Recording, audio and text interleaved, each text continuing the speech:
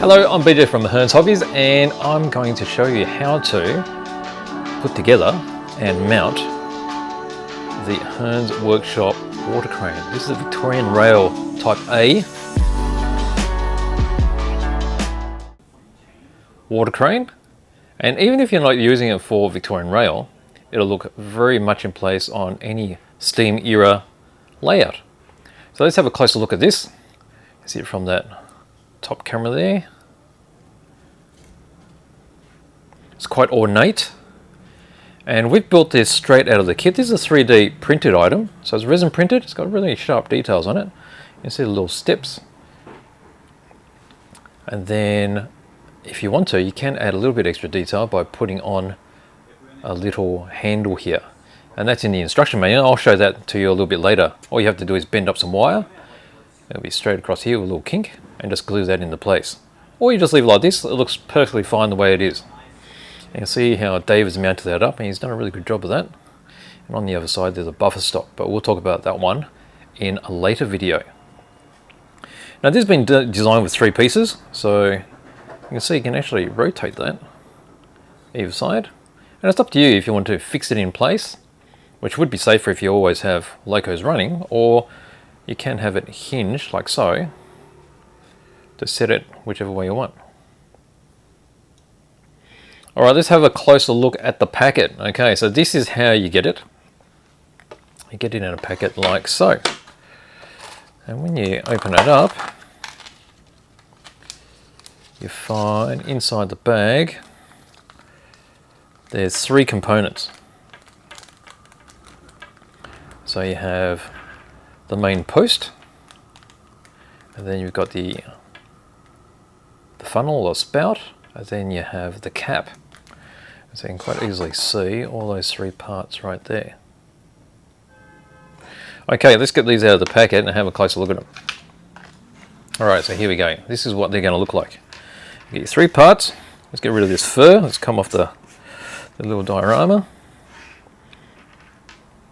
Okay, let's see if I can get in a bit tighter. I'll have to focus that. Oh, I think I've gone beyond. How's this?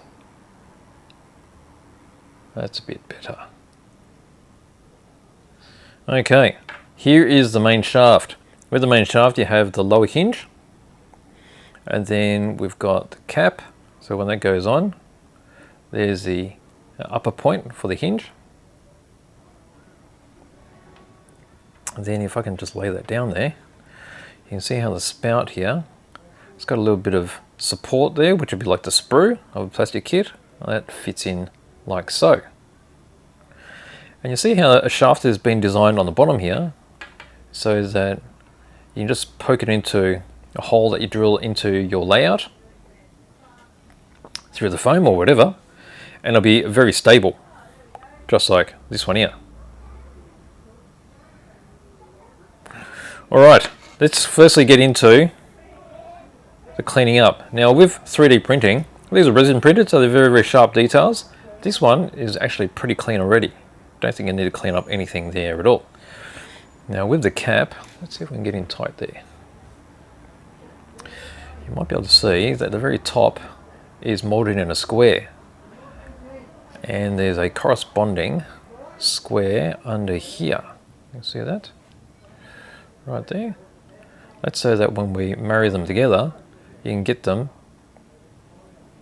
on the same axle as such. So that already aligns it. So that makes it easier to assemble, just that part, so keep that in mind. And with these parts, like I said, so you've got your little bolt details and such. It's already pretty clean, you don't need to clean anything up. A little bit of stuff in the middle there, but I'm not going to worry about that. This one here, the end is where it's supported on the base tray where it's printed, so we'll have a small skirt there. Now if you are worried about that, we can just quickly clean that off, and all we need is one of these. So this is really simple 9 steps. Sanding sponge, and this rough side here, as you can see, that's a really rough side. That's 120 grit, and the final one, that's a 240 grit. So we're going to go with the 240 grit, and I'm just going to take off the edge around there. Not absolutely necessary, because sometimes that little skirt can help to add a little bit of friction to help it stay in place. Alright, so that's what we're going to do there. Now the main part that needs cleaning up is this section here. Okay, so there's a spout, and you'll see there's some undulations here. And that's because there was a support across here which we've taken off, so it's easy to put into the packaging. But you do need to just take this one off. Okay, so with these little bumps, we're going to clean those off and then quickly take this support off, which means you can either use side cutters, or in this case we can just push it off. That's pretty clean.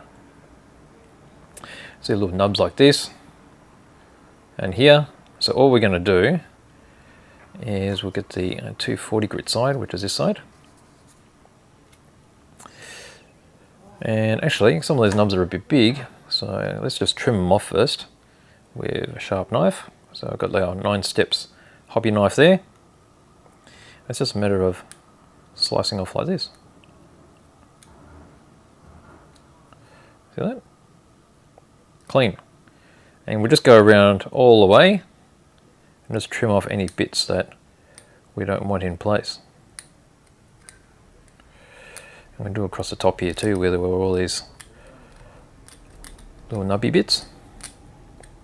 Be careful not to cut this end off though, because that's a bit of detail. So you don't have to be totally clean doing this, because we're going to sand it smooth.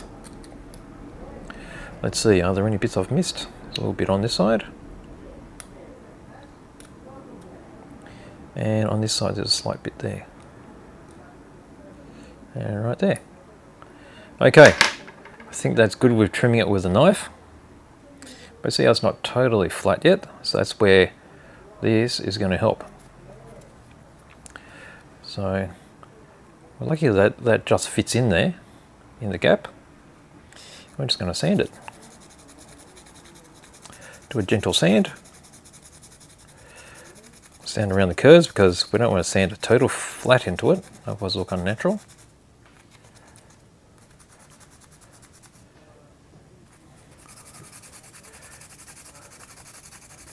And just check it from time to time. Wipe off all the dust. See if all the nubs are removed. Just concentrate on here a little bit.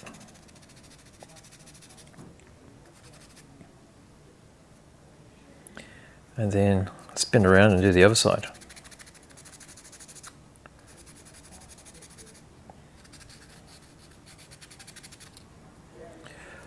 Wipe off the dust. And actually when you put your finger across it, that's the best way of telling if the nubs are still there. So there's a little bit there. And you just give it a little bit more attention. A little bit on the edge there. And I think that's pretty good. That's as good as we need it. Okay, so from here we're ready to paint. Now these were most commonly in white, as you can see from here. The white looks quite nice. And let's show you how we quickly construct it and paint it. Now what we can do is we can glue it together now and prime it, but I actually prefer priming all the parts before we start painting. So what I do is we'll get a piece of scrap cardboard here. Let's clean all that off. Get myself some good masking tape. This one's the 18mm Tamiya, which is quite trusty tape. Put it down. Now I like taping these down because with the pressure of a spray can, we're going to prime it with a spray can. Or you can brush paint it if you like. Either way, whatever you prefer. Spray can I find easier because I always have a can of spray primer at home. And there we go. So we're just holding it in place like that. And what that allows us to do is we spray it from both sides and the top, and then once that's dry we'll spin it around and we'll spray the back side of it. Same with this. So they can just go like this, and then this one we can even stick that up upright like that. So once you've got you spray all the sides, you just have to pick it up and spin around. And you get to the back side. Same with this one. So you can just spin around like that. Now if all the tape gets covered up with primer and you can't stick it anymore, well, just add some more tape and continue with your second coating to get it all sprayed. So we'll be spraying this with some primer, but it's really hard to spray on camera. So here's one I've done before. Right here. And you can see how I've just used some grey primer. The one I used was this one here. It's Mr. Hobby Surfacer 1200. 1200 is quite fine, but it doesn't really matter. You could use a coarser one like 500. But this is the one I always have at home because that works for me. I do a lot of figures and fine detail, and this one doesn't cover so much detail. But with something like this, if you use this, it'll be super smooth, or you can use something heavier. Up to you. I think brush painting is the same thing. You can choose whatever kind of primer you like. Alright, so there we go. It's been primed. Now why do we prime it? Well, we prime it because it makes it easier to brush paint. Because I'm just going to brush paint this. And the primer gives a textured surface, which allows the paint to grip onto as the brush goes across. You might notice that you can brush paint this directly, but because it's so smooth, you might end up with pools of paint because the surface is so smooth, and you'll need extra coats. So hence why I've primed it. So I tend to prime everything, and priming also allows you to see if there's any imperfections. So we've sanded that, and we can see if there's still nubs on it, you'll notice them. But I think I'm happy enough with that. So let's take these off, and we're going to glue it. Now what sort of glue do we use? Well, we need, for resin, cyanoacrylate, and I generally use Zap-A-Gap. So any medium type super glue will be fine, and medium is just the consistency of the super glue. Thin is like thinner than water. It just travels all across the surface, goes everywhere. Medium has some thickness to it, so it'll actually create a ball when you apply it onto a surface, and it won't run everywhere, and that's the sort of control we want.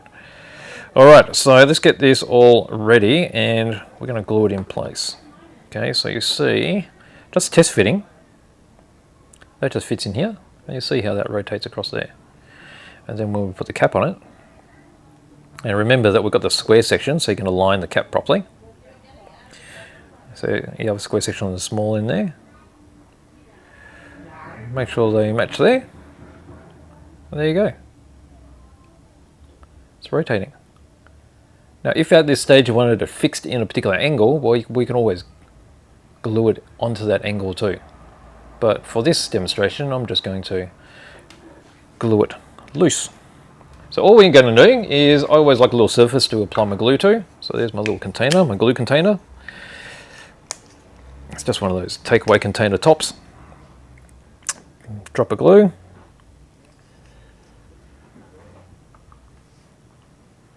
Put a little bit there. Don't need a lot. And all I'm going to do is dip the little cap guide in there. Okay, so that's coated. And then I'm going to put a little bit on the end of this cap. So I'll just tap that in there. So it's got glue on both sides. Now, it's going to take a little bit of balancing. So we'll hold that in place there, really easy. And then we'll cap it like this. And there you go. So we'll just leave that for a little bit and let it set. And then we'll come back to finish it off.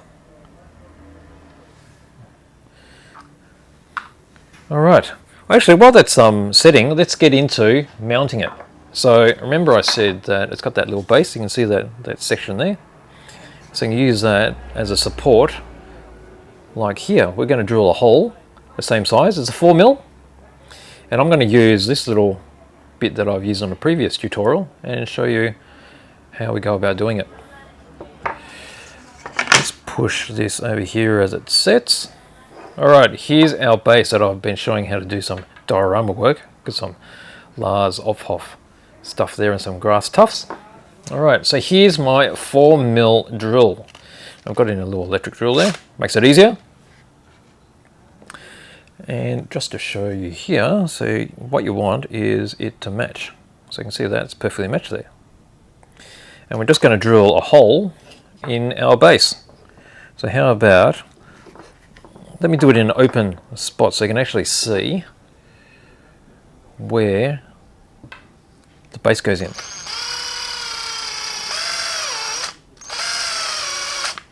Okay, so let's just make sure that's going in straight. If you've got a drill press will make sure it goes in totally straight, but it doesn't really matter.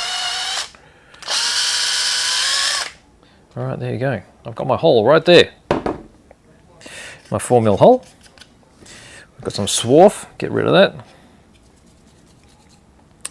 Now here's the one we did before, so let's just use this to try the size. And you see, push it in. How stable is that? That's really stable. That's really good, I think. So with this, the length of this can be adjusted. If you've got a board that, obviously I've picked something really thick here, and you see how deep it's going to go in. If you've got a board that's not so thick, you can always trim this if you wish. Just having a little bit there is going to increase the strength a lot. So I think that's pretty good. Alright, with that done, now I've got more stuff coming off here. It's going to be doing more cleaning than anything else.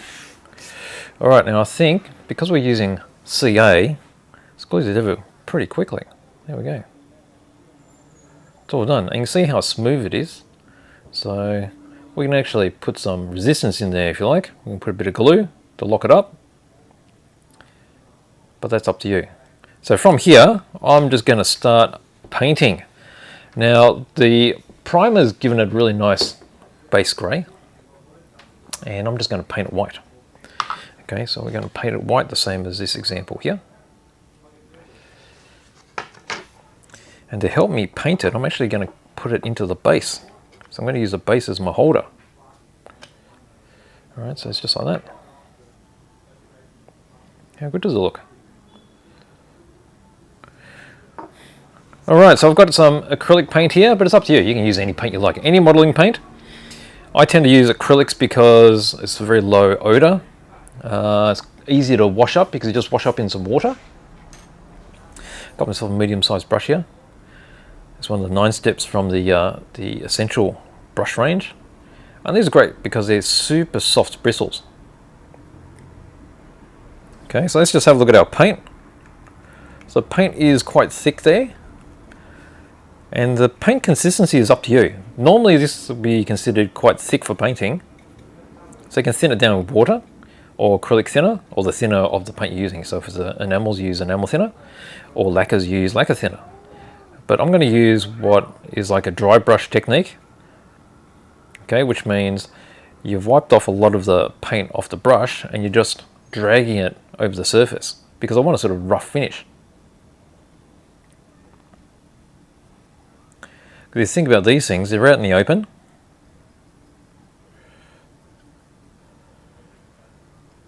And they're going to be covered in all sorts of stuff.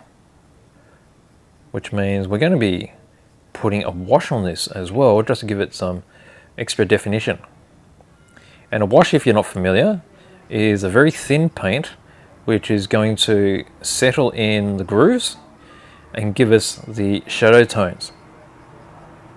And by doing that, it's going to give it much more depth because it's creating shadows, which normally this sort of lighting, particularly studio lighting too, got so many lights coming from different directions, you don't see many shadows. So with miniatures, sometimes you need to emphasize that so you can see the detail. Okay, so you can see I'm just dragging it all the way over. I'm not paying very much care really, because I think if it's a little bit uneven, it adds to the effect.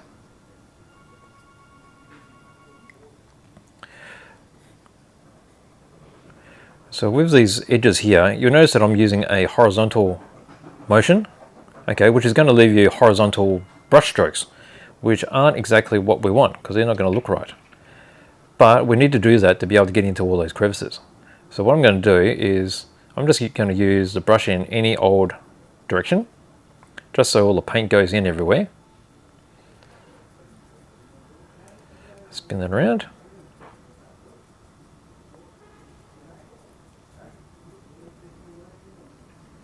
Because what I'm going to do is I'm going to go over the whole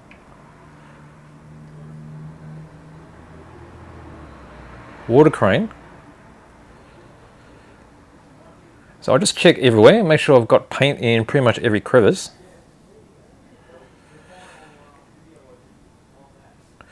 I think I'm pretty happy with that. Just got to do the tops here. Okay, so when we're happy with it being pretty much covered up, we get our brush and we take off sort of some of the paint by rubbing it on the sides. I'm trying to demonstrate, but my little container keeps moving. So we're trying to wipe off the excess. I'm just going to drag this across the top with an up and down movement. So that's going to give you lines going up and down. So that's going to replicate like water drip marks, like natural weathering. And use that with any of the things that you're painting, really, with buildings, even if it's not for train layout, things like this. You can use it for tanks. Same applies, just to give it a more natural appearance. Just make sure I get the top there painted up. So I missed a few bits there, but yeah, just drag it from top to bottom like that. You can go up and down. It's giving you all those strokes. Alrighty, I think I'm pretty happy with that, which means we've done with our painting. Now I need to wait for this white to dry off before we move to the next step. And the next step is basically going to be the wash.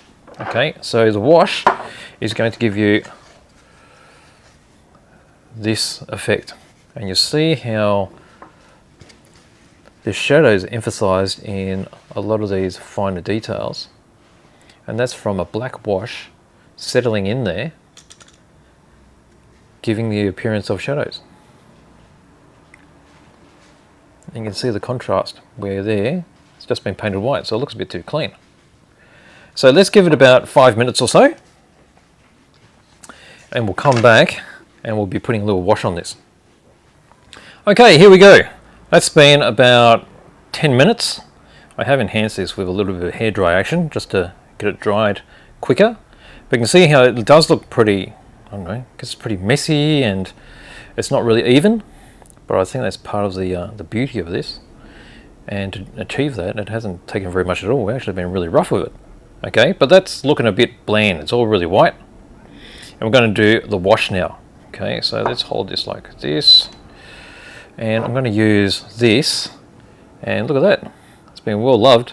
Can't see the label anymore. This is actually a Tamiya panel line accent, which is an oil base or enamel base. Now enamel base works really well because it's not going to affect the acrylic, and if you painted that with a lacquer, it won't affect that either. The only time this is going to be an issue is if you're going to put this over an enamel finish, because when you put this on, it's going to remove the enamel white that you've already put on here. So when you're doing washes, it's a lot easier if you put it onto a different base. So if you did enamels here, then you'll use an acrylic wash. If you did lacquers, you can use either wash because it doesn't matter. But with here, I've got acrylics and I'm just going to use an oil wash because that's what I normally use and that's what I've got here. Alright, so when we crack it open, you'll see that it's got a little brush inside. We're going to wipe a lot of this excess off because it's been sitting in there. So that's got a little bit more control and doesn't drip everywhere. Let's see if I'm getting really tight. And you can see the action of this. Okay, so you can see the brush. And when I touch here, see how it runs along all by itself? And that's with capillary action. And the oil tends to do that a lot easier than any other wash. And that's all we're going to do. We're just going to brush this all the way around. And you see at the moment I've been really controlled and just dabbing it where I wanted it here, and around here is starting to stain. Well, it's up to you how you want it to look, because you can like add it across like this and you can adjust it depending on how you want it to look. And I don't mind there being a little bit extra.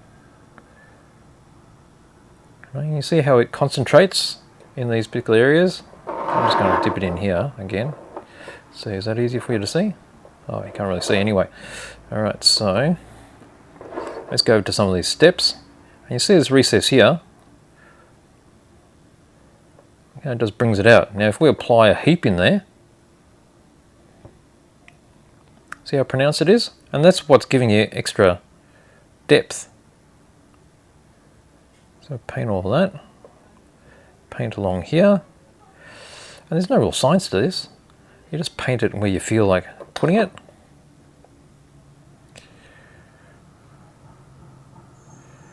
And generally you're going for all the bits that are like these points here.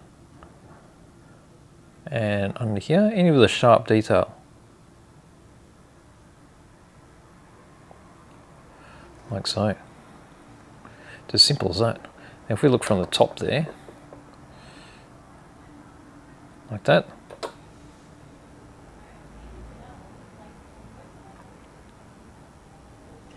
And then you'll see on the very top, so the very top here, that's got some rivet detail. You can't really see it much now because everything is all white, but if we apply this, look at how it just brings it all out. How good is that? And that's from a wash. Alright, I'm just going to quickly do the rest of it. But you get the gist of what I'm doing here.